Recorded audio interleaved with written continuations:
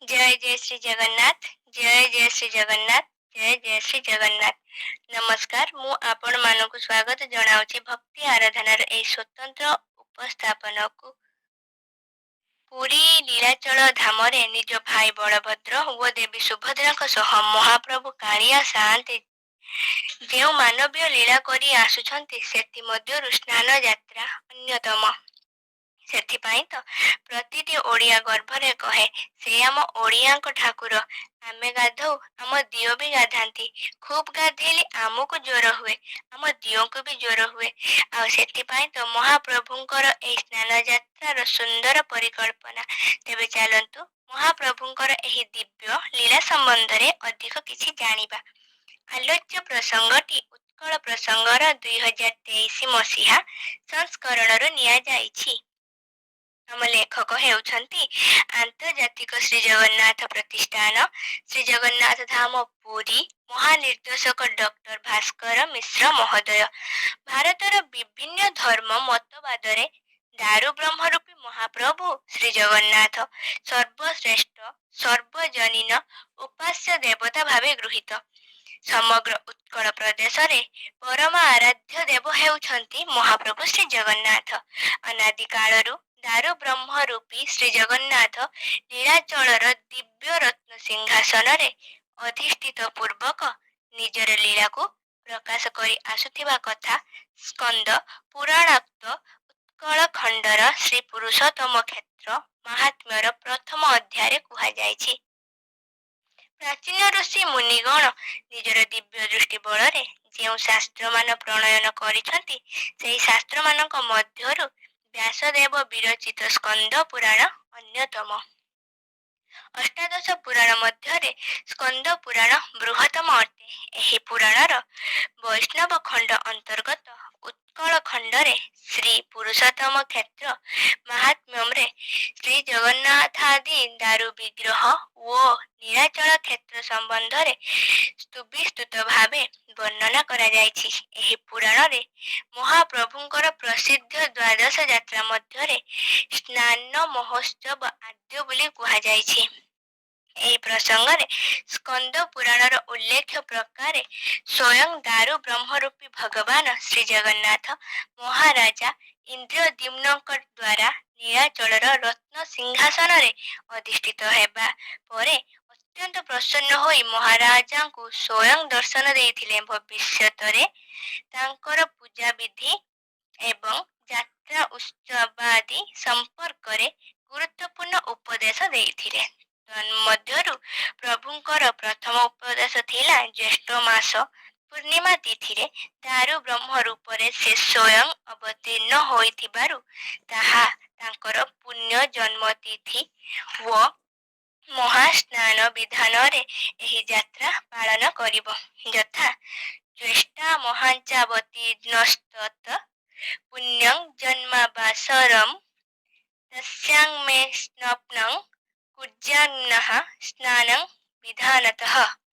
ଏହି ପ୍ରସିଦ୍ଧ ଆଦ୍ୟ ଯାତ୍ରାରେ ମହାତ୍ମ୍ୟ ଓ ମହାସ୍ନାନ ବିଧିର ପ୍ରାଚୀନତା ସମ୍ପର୍କରେ ବ୍ରହ୍ମ ପୁରାଣ ପଦ୍ମ ପୁରାଣ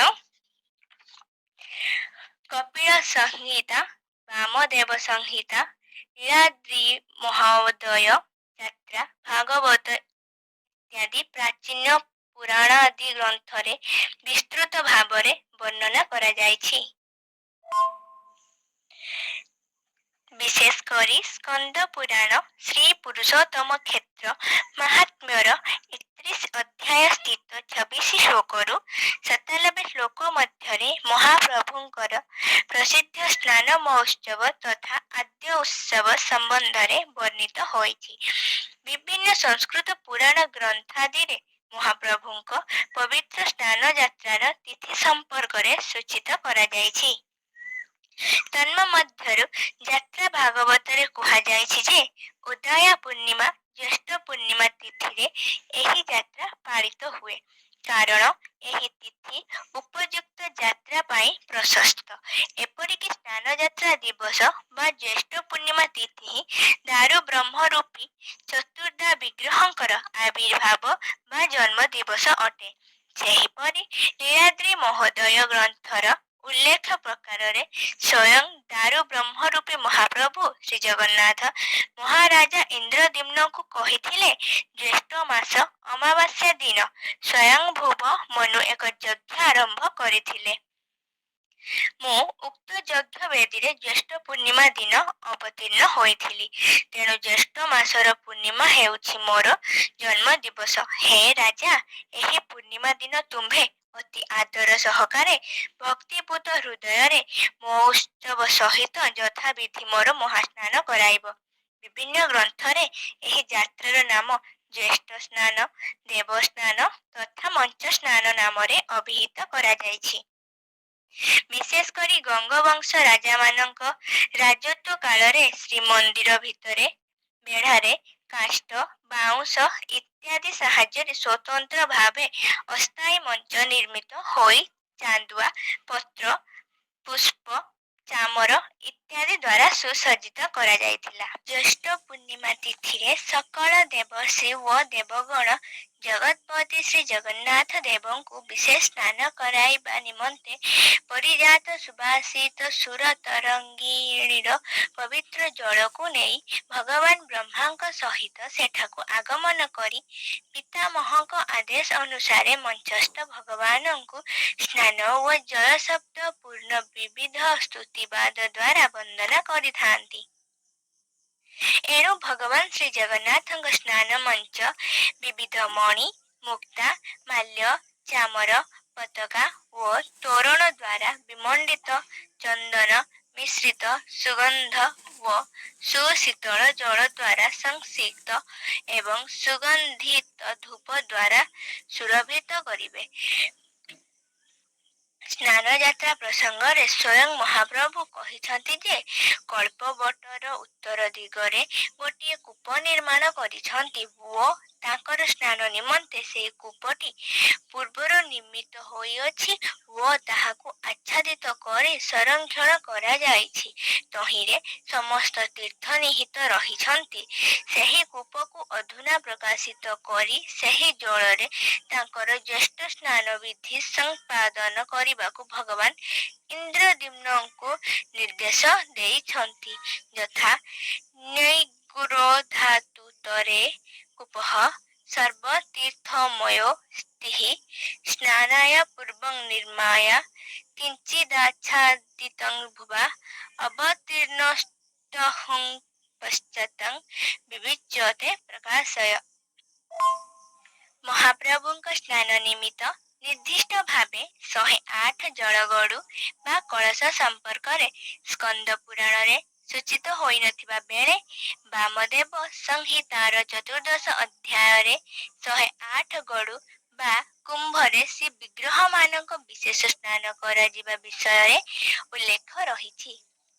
ଯଥା ଶତମଷ୍ଟୁତ୍ତରଂ ସ୍ୱର୍ଣ୍ଣ କୁମ୍ଭଂ ତତ୍ର ନିଧାପୟତେ ରୌପ୍ୟଂ ବା ତାମ୍ରକଂ ଚୈବ ତଥା ମୃଣ୍ମୟ ଭାଜନମ୍, ଅର୍ଥାତ୍ ସ୍ୱର୍ଣ୍ଣ, ରୌପ୍ୟ ଅଥବା ତାମ୍ର ବା ମୃଣ୍ମୟ ନିର୍ମିତ 108ଟି କୁମ୍ଭରେ ଜଳ ପୂର୍ଣ୍ଣ କରି ରଖିବେ। ମହାପ୍ରଭୁ ଶ୍ରୀ ଜଗନ୍ନାଥ ଦେବଙ୍କ ମହାସ୍ନାନ ପ୍ରସଙ୍ଗରେ ସ୍କନ୍ଦ ପୁରାଣରେ ପୁନଃ ବର୍ଣ୍ଣନା ହୋଇଛି ଯେ, ଏବଂ ମଞ୍ଚଂ ପ୍ରତିଷ୍ଠାପ୍ୟ ତସ୍ୟ ଦକ୍ଷିଣତ୍ୱ ଦ୍ୱିଜଃ କୃପାଦ୍ବାରି ସମୁଦ୍ରୁତ୍ୟ କଳସାନ ସ୍ୱର୍ଣ୍ଣ ନିର୍ମିତାନ ସୁବାସିतं ଜଳଂ ତେଷୁ ପାବମାନ୍ୟ ପ୍ରପୂରୟତେ ଚତୁର୍ଦଶୀ ନିଶା ମଧ୍ୟ କର୍ମେ ତତ୍ ସମୁଦାହୃତମ୍। ଅର୍ଥାତ୍ ହେ ଦ୍ୱିଜଗଣ, ସ୍ନାନ ମଞ୍ଚ ପ୍ରସ୍ତୁତ କରି ତାହାର ଦକ୍ଷିଣ ଦିଗସ୍ଥିତ ସ୍ୱର୍ଣ୍ଣ କଳସ ମାନଙ୍କରେ ଜଳକୁ ସୁଗନ୍ଧି ଦ୍ରବ୍ୟ ଦ୍ୱାରା ସୁବାସିତ ତଥା ଶାସ୍ତ୍ର ଅନୁଯାୟୀ ବିଧାନ ଅନୁସାରେ ଅଧିବାସିତ କରି ରଖିବେ। ତତ୍ପରେ ବହୁ ସାବଧାନର ସହିତ ରାଜକୀୟ ମର୍ଯ୍ୟାଦାରେ ତଥା ଆନନ୍ଦ ସହକାରେ ଭଗବାନ ଶ୍ରୀ ଜଗନ୍ନାଥ, ଶ୍ରୀ ବଳଭଦ୍ର, ଦେବୀ ସୁଭଦ୍ରାଙ୍କୁ ସୁଶୋଭିତ ମଞ୍ଚ ଉପରେ ଅବସ୍ଥାନ କରାଇବେ। ଏହି ସ୍ନାନ ମଞ୍ଚ ଯାତ୍ରା କାଳରେ ଛତ୍ର ସମୂହ ଉତ୍ତୋଳିତ ହେଉଥିବ, ଚାମରମାନ ବିଞ୍ଚା ଯାଉଥିବ, କାଳାଗୁରୁ ଗନ୍ଧରେ ଦିଗମଣ୍ଡଳ ଆମୋଦିତ ହେଉଥିବ। ବିବିଧ ଗମ୍ଭୀର ବାଦ୍ୟ ଧ୍ୱନିରେ ସ୍ୱର୍ଗ, ମର୍ତ୍ତ୍ୟ ଓ ମଧ୍ୟ ଦିବର ପୁରୀ ଉଠୁଥିବ। ସେତେବେଳେ ସୁନ୍ଦର ନୃତ୍ୟ, ଗୀତ, ବାଦିତାଦି ଦ୍ୱାରା ପରିବେଶ ସୁମଧୁର ହୋଇ ଉଠୁଥିବ। ନାନା ଦୀପ ଶ୍ରେଣୀରେ ଅନ୍ଧକାର ବି ସୁନ୍ଦର ଦେଖାଯାଉଥିବ। ସମସ୍ତଙ୍କ ମନ ମହୋତ୍ସବ ବର୍ଦ୍ଧି ହେତୁ ଆନନ୍ଦିତ ହେଉଥିବ। ସ୍ନାନ ମହୋତ୍ସବ ପ୍ରସଙ୍ଗରେ ଏହି ପୁରାଣର 31 ଅଧ୍ୟାୟ ସ୍ଥିତ 66 ଶ୍ଲୋକରେ ବର୍ଣ୍ଣିତ ଅଛି ଯେ, ଏବଂ ଶରୀରଂ ଭଗବାନ ଜନ୍ମ ଜ୍ୟେଷ୍ଠା ବିଶେଷଣେ ନିୟତେ ମଞ୍ଚ ଦେଶଂ ତୁ ନିଶୀଥେ ବ୍ରାହ୍ମଣା ଦିବିଃ। ଅର୍ଥାତ୍, ହେ ମୁନିଗଣ, ଭଗବାନଙ୍କ ଜନ୍ମ ତିଥି ଜ୍ୟେଷ୍ଠ ମାସ ପୂର୍ଣ୍ଣିମା ତିଥିର ନିଷିଦ୍ଧ କାଳରେ ଭଗବାନ ଶ୍ରୀ ଜଗନ୍ନାଥଙ୍କୁ ଜନ୍ମସ୍ନାନ ପାଇଁ ସ୍ନାନମଞ୍ଚ ଅଭିମୁଖରେ ବ୍ରାହ୍ମଣ ପ୍ରଭୃତିଙ୍କ ଦ୍ୱାରା ଲୀଳା ସହକାରେ ବିଜେ କରାଯାଏ। ସେହି ସମୟରେ ଗଗନ ମଣ୍ଡଳରେ ଦେବତାମାନେ ପରସ୍ପର ଭିତରେ ପ୍ରତିଯୋଗିତା କଲା ଭଳି ତୁଦୁମ୍ବି ଧ୍ୱନି ସହିତ ଜୟଧ୍ୱନି ହେଉଥିବାର ଶୁଣାଯାଉଥିବ। ମଞ୍ଚ ଉପରେ ସମସ୍ତ ଉପଚାର ଦ୍ୱାରା ପୂଜାନ୍ତେ ଶାନ୍ତି ପାଠ ହେଉଥିବା ସମୟରେ ସମୁଦ୍ର ଜ୍ୟେଷ୍ଠା ଇତ୍ୟାଦି ମନ୍ତ୍ର ପାଠ ପୂର୍ବକ ଅଧିବାସିତ କଳସ ସମୂହ ନେଇ ଅଭିଷେକକାରୀଙ୍କ ସହିତ ସମସ୍ତ ଦର୍ଶକମାନଙ୍କର କୃତାର୍ଥତା ନିମିତ୍ତ ସେହି ସୁରବର ତ୍ରୟ ଶ୍ରୀ ଜଗନ୍ନାଥ, ଶ୍ରୀ ବଳଭଦ୍ର ଓ ଦେବୀ ସୁଭଦ୍ରାଙ୍କୁ ଅଭିଷେକ କରାଇବେ। ଏହି ପ୍ରସଙ୍ଗରେ ବାମଦେବ ସଂହିତାରେ ଅତି ସୁନ୍ଦର ଭାବେ ବର୍ଣ୍ଣନା କରାଯାଇଛି।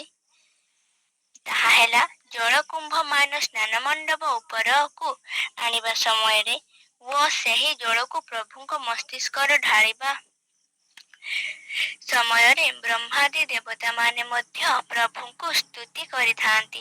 ତେଣୁ କାହାଳି, ଘଣ୍ଟା, ମାର୍ଦ୍ଦଳ ପ୍ରଭୃତି ବାଦ୍ୟମାନଙ୍କ ଦ୍ୱାରା ସେହି ସ୍ଥାନକୁ ଉତ୍ସବ ମୁଖ କରି ରଖିବ। ଅସ୍ମିଂଶ୍ଚ କାଳେ ମନୋଜାଶ୍ଚ ଯେ ବୈପଶ୍ୟନ୍ତି ଦେବାନ୍ ସୁରସତ୍ତମାଂଶ୍ଚ ते वै सदा मुक्तिपथान् लभन्ते वैकुण्ठ धाम प्रविशन्ति ନିତ୍ୟମ୍। ଏହି ସମୟରେ ଯେଉଁ ମନୁଷ୍ୟମାନେ ଦେବତାମାନଙ୍କୁ ଦର୍ଶନ କରନ୍ତି, ସେମାନେ ମୁକ୍ତି ମାର୍ଗରେ ଗମନ କରି ସବୁବେଳେ ପାଇଁ ବୈକୁଣ୍ଠ ଧାମରେ ପ୍ରବେଶ କରିଥାନ୍ତି। ଭଗବାନ ଏହି ସ୍ନାନ ଦର୍ଶନର ମାହାତ୍ମ୍ୟ ସମ୍ପର୍କରେ ସ୍କନ୍ଦ ପୁରାଣରେ ମଧ୍ୟ ବର୍ଣ୍ଣନା କରାଯାଇଛି।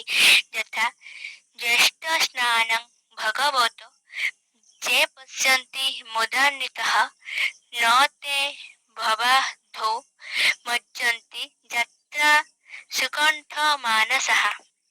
ଅର୍ଥାତ୍, ସ୍ନାନ ଯାତ୍ରା କାଳରେ ପରମ ଆନନ୍ଦ ଓ ଉତ୍ସୁକପୂର୍ଣ୍ଣ ହୃଦୟରୁ ଭଗବାନଙ୍କର ଜ୍ୟେଷ୍ଠ ସ୍ନାନ ଦର୍ଶନ କଲେ ଜୀବଗଣ କେବେ ହେଲେ ଭବସାଗରରେ ନିମଗ୍ନ ହୁଅନ୍ତି ନାହିଁ।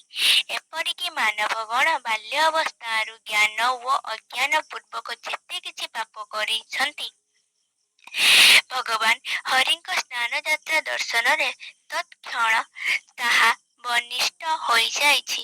ଏତଦ୍ ବ୍ୟତୀତ ଜ୍ୟେଷ୍ଠ ପୂର୍ଣ୍ଣିମାରେ ଭକ୍ତିଭାବ ନେଇ ଯଦି ଭଗବାନ ଶ୍ରୀ ଜଗନ୍ନାଥଙ୍କର ସ୍ନାନ ଯାତ୍ରା ଅବଲୋକନ କରାଯାଏ, ତାହା ହେଲେ ସକଳ ସନ୍ତାପ ଓ ଅଶେଷ ପାପ ପ୍ରଶମିତ ହୋଇଥାଏ। ଏଣୁ ଜ୍ୟେଷ୍ଠ ଜନ୍ମଦିନରେ ଦାରୁ ବ୍ରହ୍ମ ରୂପୀ ସେ ବିଗ୍ରହଙ୍କ ସ୍ନାନ ଯାତ୍ରା ଦର୍ଶନ ଅପେକ୍ଷା ମୋକ୍ଷପ୍ରଦ ଶ୍ରେଷ୍ଠ କର୍ମ ଅନ୍ୟ କିଛି ନାହିଁ। ପୁନଶ୍ଚ ସ୍କନ୍ଦ ପୁରାଣରେ ସ୍ନାନ ଯାତ୍ରା ପ୍ରସଙ୍ଗରେ କୁହାଯାଇଛି ଯେ, ଯେଉଁ ବ୍ୟକ୍ତି ମଞ୍ଚସ୍ଥ ଭଗବାନ ପୁରୁଷୋତ୍ତମଙ୍କ ସ୍ନାନ ଦର୍ଶନ କରେ, ସେ ଯେ ତୀର୍ଥାଦି ସ୍ନାନ ଅପେକ୍ଷା ଶତଗୁଣ ଅଧିକ ପୁଣ୍ୟ ଫଳ ପ୍ରାପ୍ତ ପ୍ରବାହିତ ହୁଏ, ତହିଁରେ ଲେଶ ମାତ୍ର ସନ୍ଦେହ ନାହିଁ। ମଞ୍ଚସ୍ତଂ ସ୍ନାପ୍ୟମାନଂ हि ଯଃ ପଶ୍ୟତ୍ ପୁରୁଷୋତ୍ତମଂ ସ୍ନାନଶ୍ଚତଗୁଣଂ ପୁଣ୍ୟଂ ଲଭତେ ନୈବ ସଂଶୟଃ। ବସ୍ତୁତଃ ଜ୍ୟେଷ୍ଠ ପୂର୍ଣ୍ଣିମାରେ ଭକ୍ତିଭାବ ନେଇ ଯଦି ଭଗବାନ ଶ୍ରୀପତିଙ୍କର ସ୍ନାନ ଯାତ୍ରା ଅବଲୋକନ କରାହୁଏ, ତାହାହେଲେ ସକଳ ସନ୍ତାପ ଓ ଅଶେଷ ପାପ ପ୍ରଶମିତ ହୋଇଥାଏ। ଶ୍ରୀ ଜଗନ୍ନାଥ ମହାପ୍ରଭୁ ସମଗ୍ର ବିଶ୍ୱର ବିସ୍ମୟ ଏବଂ ରହସ୍ୟମୟ। ତାଙ୍କର ଏହି ପବିତ୍ର ଲୀଳାକ୍ଷେତ୍ର ମଧ୍ୟ ରହସ୍ୟମୟ।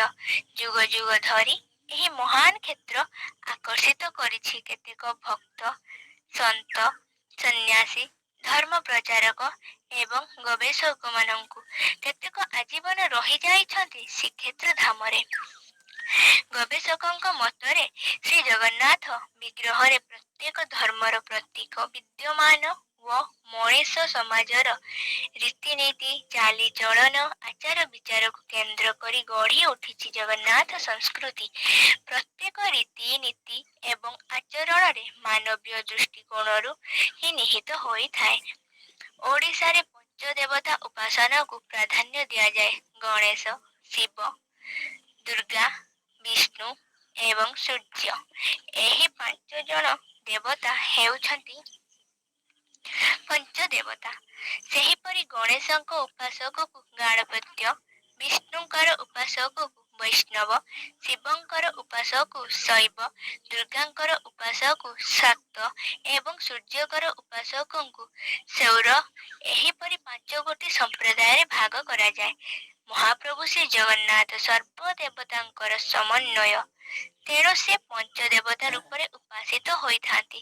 ସ୍ନାନ ପୂର୍ଣ୍ଣିମାରେ ସେ ଗଜାନନ ବା ଗଣେଶ, ରତ୍ନସିଂହାସନରେ ସେ ବିଷ୍ଣୁ, ରଥାରୂଢ଼ ହେଲେ ସେ ସୂର୍ଯ୍ୟ, ଶୟନ ଯାତ୍ରା ସମୟରେ ସେ ଦୁର୍ଗା, ନବକଳେବର ସମୟରେ ସେ ରୁଦ୍ର ବା ଶିବ।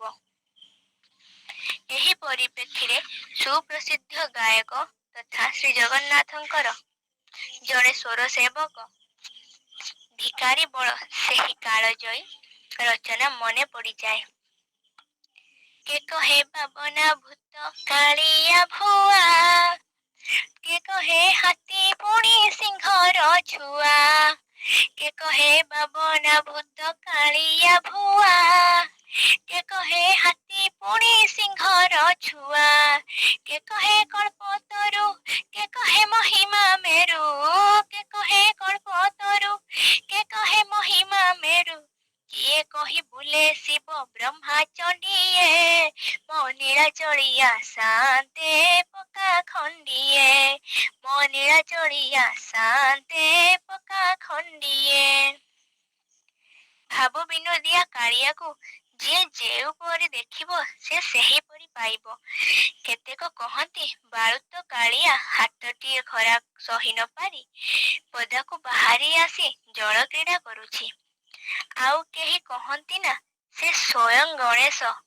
ଆମ ଗାଣପତ୍ୟ ସମ୍ପ୍ରଦାୟ ପାଇଁ ଏ ଗଜାନନ ଦେଶ ପଶ୍ଚାତରେ ଏକ ପ୍ରସିଦ୍ଧ ଭକ୍ତଙ୍କର କାହାଣୀ ରହିଛି। ଗଣପତି ଭଟ୍ଟ ନାମରେ ଜଣେ ଭକ୍ତ ସୁହୁରୁ ଦାକ୍ଷିଣାତ୍ୟ ଅର୍ଥାତ୍ ମହାରାଷ୍ଟ୍ରରୁ ଜଗନ୍ନାଥଙ୍କ ଦର୍ଶନ ପାଇଁ ଆସିଥିଲେ। ମାତ୍ର ଜଗନ୍ନାଥଙ୍କୁ ଗମ୍ଭୀର ଭିତରେ ଦେଖି ତାଙ୍କ ମନ ମାନିଲା ନାହିଁ। ସେ ହତାଶ ହୋଇ ଫେରୁଥିଲେ ତ ତାଙ୍କୁ ସ୍ୱପ୍ନାଦେଶ ହେଲା ବା ଆକାଶବାଣୀ ହେଲା ଓ ସେ ଫେରି ପୁଣି ଶ୍ରୀକ୍ଷେତ୍ରରେ ପହଞ୍ଚିଲେ ଓ ସେଦିନ ଥିଲା ସ୍ନାନ ପୂର୍ଣ୍ଣିମା।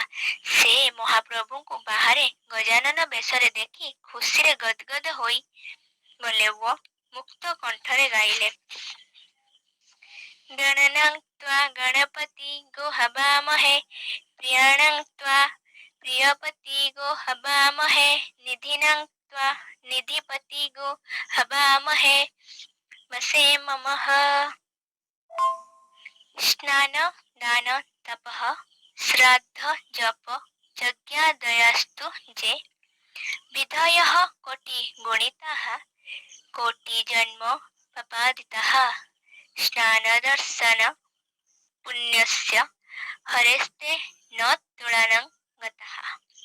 स्नान दान तपस्या श्राद्ध जप ଓ ଯଜ୍ଞାଦି ଯେତେ କିଛି ବିହିତ କର୍ମ ଅଛି ତାହା ଯଦି କୋଟି ଗୁଣରେ ଅନୁଷ୍ଠିତ ହୁଏ ତେବେ ହରିଙ୍କ ସ୍ନାନ ଯାତ୍ରା ଦର୍ଶନ ତୁଲ୍ୟ ମହାପୁଣ୍ୟ ସଦୃଶ ହୋଇପାରେ ନାହିଁ।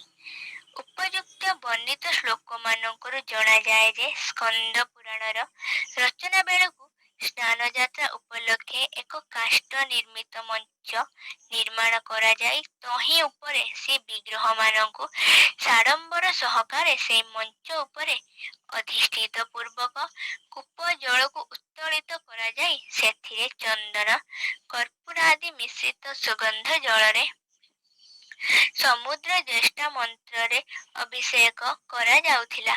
ତତ୍କାଳୀନ ସମୟରେ ଠାକୁରମାନଙ୍କ ଗଜାନନ ବେଶ ଓ ମଞ୍ଚ ଉପରେ ଛେରା ପହଁରା ସେବା ଅନୁଷ୍ଠିତ ହେଉନଥିଲା। ସୁତରାଂ ସ୍କନ୍ଦ ପୁରାଣ ରଚନାର ବହୁ ବର୍ଷ ପରେ ଏହି ଦୁଇ ପରମ୍ପରା ସ୍ନାନ ଯାତ୍ରା ସହିତ ସଂଯୋଜିତ ହୋଇଥିଲା।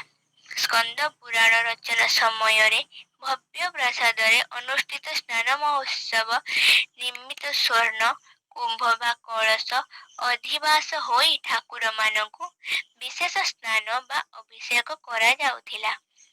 ସ୍ନାନ ମଞ୍ଚକୁ ବିଭିନ୍ନ ପତ୍ର ପୁଷ୍ପ ଦ୍ୱାରା ସୁସଜ୍ଜିତ କରାଯିବା ସମେତ ବିଭିନ୍ନ ତୋରଣ ମାଳା ପତାକା ଚାମର ଆଦିରେ ସୁଶୋଭିତ କରାଯାଉଥିଲା। ବିଶେଷତଃ ସ୍କନ୍ଦ ପୁରାଣର ପରବର୍ତ୍ତୀ ବାମଦେବ ସଂହିତା ଓ ନୀଳାଦ୍ରି ମହୋଦୟ ଇତ୍ୟାଦି ସମସ୍ତ ପୁରାଣାଦି ଶାସ୍ତ୍ର ଗ୍ରନ୍ଥରେ ଜଳ କୁମ୍ଭଗୁଡ଼ିକ ସମୁଦ୍ର ଜ୍ୟେଷ୍ଠା ମନ୍ତ୍ରରେ ପୂଜା କରିବା ପାଇଁ ନିର୍ଦ୍ଦେଶ ଦିଆଯାଇଛି। ସେହିପରି ଜଳ ଅଭିଷେକ ବା ମହାସ୍ନାନ ପରେ ବାମଦେବ ସଂହିତାରେ କୁହାଯାଇଛି ଯେ ବିଗ୍ରହମାନଙ୍କୁ ଦିବ୍ୟ ମାଳା ଓ ବସ୍ତ୍ର ପ୍ରଭୃତି ଦ୍ୱାରା ବେଶ କରାଇ ନାନା ସୁମିଷ୍ଟ ପିଷ୍ଟକ ଓ ବ୍ୟଞ୍ଜନ ଆଦି ନୈବେଦ୍ୟ ସମର୍ପଣ କରିବ। ଶେଷରେ ଏହି ଶାସ୍ତ୍ରରେ ବର୍ଣ୍ଣନା ହୋଇଛି ଯେ ଜଗଦୀଶ୍ୱର ଶ୍ରୀ ଜଗନ୍ନାଥଙ୍କ ଏହି ପୁଣ୍ୟପ୍ରଦ ସ୍ନାନ ଯାତ୍ରା ବୃତ୍ତାନ୍ତକୁ ଯେଉଁମାନେ ଶୁଣନ୍ତି ବା କହନ୍ତି ସେମାନେ ବିଷ୍ଣୁଙ୍କର ପରମ ପଦକୁ ପ୍ରାପ୍ତ ହୁଅନ୍ତି। ଉଲ୍ଲେଖଯୋଗ୍ୟ ଯେ ବିଗତ ପ୍ରାୟ 300 ବର୍ଷ ଧରି ମହାପ୍ରଭୁଙ୍କ ଏହି ପବିତ୍ର ସ୍ନାନ ଉତ୍ସବରେ ମଣ୍ଡପ ସାଜସଜ୍ଜା ଠାରୁ ଆରମ୍ଭ କରି ଚତୁର୍ଦ୍ଧାହ ବିଗ୍ରହ ପହଣ୍ଡି ବିଜେ ଜଳଗଡ଼ୁ ଅଧିବାସ ବିଜେ ଛେରା ପହଁରା ଗଜାନନ ବେଶ ନାନା ପ୍ରକାରର ଯାତ୍ରାଙ୍ଗୀ ଭୋଗ ଇତ୍ୟାଦି ନୀତିରେ 500ରୁ ଉର୍ଦ୍ଧ୍ୱ ସେବକଙ୍କର ସମ୍ପୃକ୍ତ ରହିଥିବା ବେଳେ 300ରୁ ଉର୍ଦ୍ଧ୍ୱ ସଉପକାର ସେବକ ଦୀର୍ଘ ସମୟ ଧରି ବିପୁଳ ପରିମାଣର ଭୋଗ ଦ୍ରବ୍ୟାଦିକୁ ରୋଷେଇ ଘରୁ ସ୍ନାନ ମଣ୍ଡପକୁ ବୋହି ଆଣୁଥିବାର ଦୃଶ୍ୟ ଅବତରଣୀୟ। ପଦ୍ମପୁରାଣ ମତରେ ଯେଉଁମାନେ ମନୁଷ୍ୟ ମହାପ୍ରଭୁ